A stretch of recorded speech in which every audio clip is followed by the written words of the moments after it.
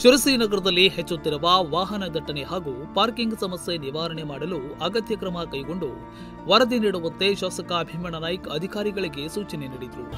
ಮತ್ತೆ ಈ ವೆಹಿಕಲ್ ನಿಲ್ಲಿಸೋದೇನಿದೆಯಲ್ಲ ಇದನ್ನ ನಿಲ್ಲಿಸಿ ನಾನು ಹೋಗ್ಬಿಡೋದು, ಹುಬ್ಳಿಗೆ ಎಲ್ಲ ಹೋಗ್ಬಿಡೋದು, ಪ್ಲೇಸ್ ಮಾಡಿ ಹೋಗ್ಬಿಡ್ತಾರೆ. ಅದು ಯಾಕಂದ್ರೆ ನಾಳೆ ಏನಾಗುತ್ತೆ, ಇವ್ರದ್ದು ಹಂಗಾಯ್ತು ಇನ್ನೊಬ್ರು ಆಯಿತು, ಇಲ್ಲಿ ದಿನಸ್ತು 1 ಗಂಟೆ ಬೆಳಗಿಂದ ಸಾಯಂಕಾಲ ನಿಂತುಬಿಡ್ತಾರೆ, ಅವ್ರು ಬಿಸ್ನೆಸ್ ಮಾಡ್ತಾರೆ, ಇನ್ನೊಬ್ರಿಗೂ ಬೇಕಾಗುತ್ತೆ.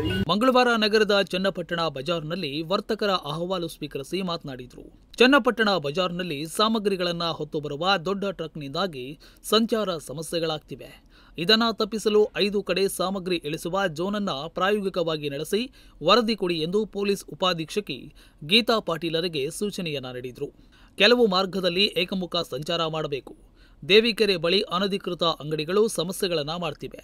ಬನವಾಸಿ ರಸ್ತೆಯ ಮಾರ್ಟಿಗೆ ಹೋಗುವ ಜನರು ರಸ್ತೆ ಮೇಲೆ ಗಾಡಿ ನಿಲ್ಲಿಸುತ್ತಾರೆ. ಬಿಡಕಿ ಬೈಲು, ಚನ್ನಪಟ್ಟಣ ಬಜಾರ್ ಸೇರಿದಂತೆ ಎಲ್ಲೇ ವಾಹನ ಇಟ್ಟು ದೂರದ ಊರುಗಳಿಗೆ ತೆರಳುವವರು ಕೂಡ ಇದ್ದಾರೆ. ಇಲ್ಲಿ ನಿಂತ ವಾಹನಗಳಿಂದ ಸಂಚಾರ ದಟ್ಟಣೆಯಾಗುತ್ತಿದೆ ಎಂದು ಹೇಳಿದರು. ಆ ಸ್ಥಳವನ್ನು ಗುರುತಿಸಿ ಕೊಟ್ಟು ವೆಹಿಕಲ್ ಕಾರ್ಗಳು ಏನಿದಾವೆ ಅವನ್ನೇನಿಲ್ಲ ಬಂದು ಪಾರ್ಕ್ ಮಾಡಿ ಎಲ್ಲ ಅದು ತೊಂದರೆ ಆಗುತ್ತೆ. ಅದು ಆಗಬಾರ್ದು. ಅಟ್ಲೀಸ್ಟ್ 1.5 ತಾಸು ಯಾರು ಪಾರ್ಕ್ ಮಾಡಿರ್ತಾರೋ ಆ ವೆಹಿಕಲನ್ನು ತಗೊಂಡು ಅಲ್ಲಿ ಇಡಬಾರ್ದು.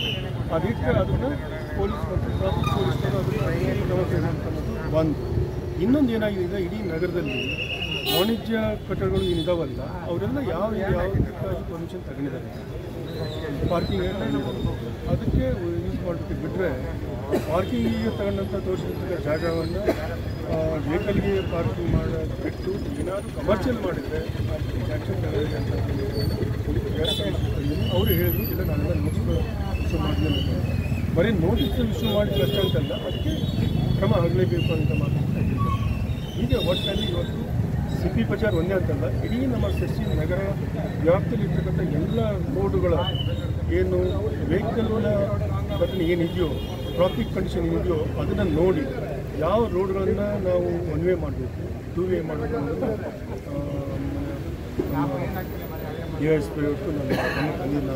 ಅವರು ಸ್ವಲ್ಪ ಕಾಲಾವಕಾಶ ಅಂತ ಹೇಳಿದ್ದಾರೆ. ಈಗ 2 ಅಥವಾ 3 ವಾರದಲ್ಲಿ ಅವರು ಕೂಡ ನಗರದ ಟ್ರಾಫಿಕ್ ಕಂಡೀಷನನ್ನು ನೋಡಿ ಎಲ್ಲಿ 1 ವೇ ಮಾಡಬೇಕು, ಎಲ್ಲಿ 2 ವೇ ಮಾಡಬೇಕು. ನಗರದಲ್ಲಿ ನಿರ್ಮಾಣಗೊಂಡ ವಾಣಿಜ್ಯ ಮಳಿಗೆಗಳು ಪಾರ್ಕಿಂಗ್ ಸ್ಥಳದಲ್ಲಿ ಅಂಗಡಿಗಳಿದ್ದು ಆ ಕಟ್ಟಡದ ಅಂಗಡಿಗಳಿಗೆ ಬರುವ ವಾಹನಗಳಿಂದ ಟ್ರಾಫಿಕ್ ಸಮಸ್ಯೆಯಾಗುತ್ತದೆ ಎಂಬ ದೂರುಗಳು ಬಂದಿವೆ. ನಗರಸಭೆ, ತಹಶೀಲ್ದಾರರು, ಪೊಲೀಸರು ಇದನ್ನ ಪರಿಶೀಲಿಸಿ ನೋಟಿಸ್ ಅನ್ನ ನೀಡುವಂತೆ ಹೇಳಿದ್ರು. ಈ ವೇಳೆ ಜಿಜಿ ಹೆಗಡೆ ಕಡೇಕೋಡಿ, ದೀಪಕ್ ದೊಡ್ಡೂರ್, SK ಭಾಗವತ್, ಜಗದೀಶ್ ಗೌಡ, ಅನಂತ ಹೆಗಡೆ, ಶಿವಾನಂದ ಶಿವನಂಚಿ, ಜಾಫಿ ಇತರರು ಉಪಸ್ಥಿತರಿದ್ದರು. Nudisiri news desk, Sirsi.